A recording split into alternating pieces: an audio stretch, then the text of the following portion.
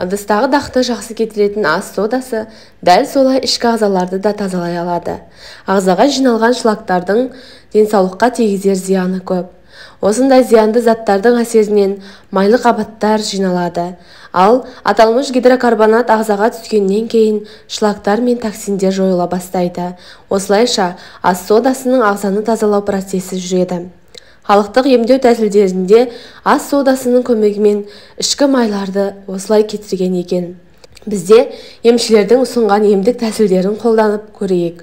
Алайда төмендегі әдісті қолданбас бұрын дәрігермен кеңесуді ұмытпаңыз.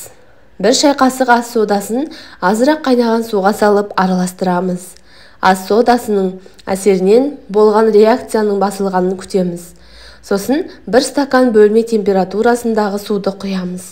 Жақсылап араластырып, іше беруге болады. Арықтауға септігін тигізетін бұл тәсілді қабылдамас бұрын мынадай жағдайларға аса мән берген дұрыс. Дайындалған сусынды таңғы сағат 7-де ішу керек. Сосын жаттығу жасау ұсынылады. Таңғы асты 30 минуттан кейін ішкен дұрыс.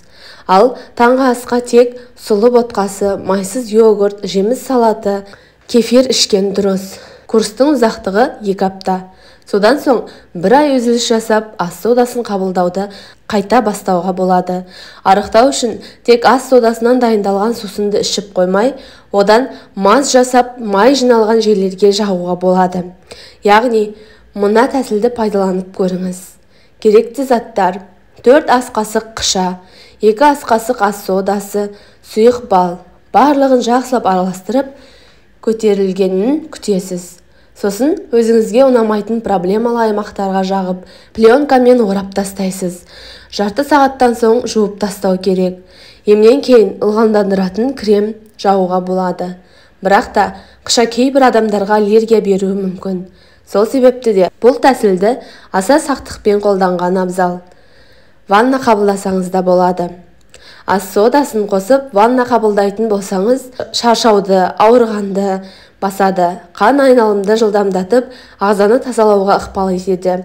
Терідегі ұсақ тесіктер тазаланып, арықтауға септігін тигізетін зат алмасу жүйесінің жұмысы жақсарады. Судың температурасы көтеріліп, қан айналым жақсарады. Осының әсерінен тері астындағы майлар ыдырап, ал тері нәрлі заттармен қаныға түседі. Осылайша ас содасы мен ванна қабылдау арқылы да арықтаудың амалын жасауға болады.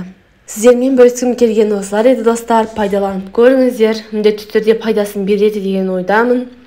Өздеріңіз қалаған дене пішімдеріңізге жетуге тілектеспін.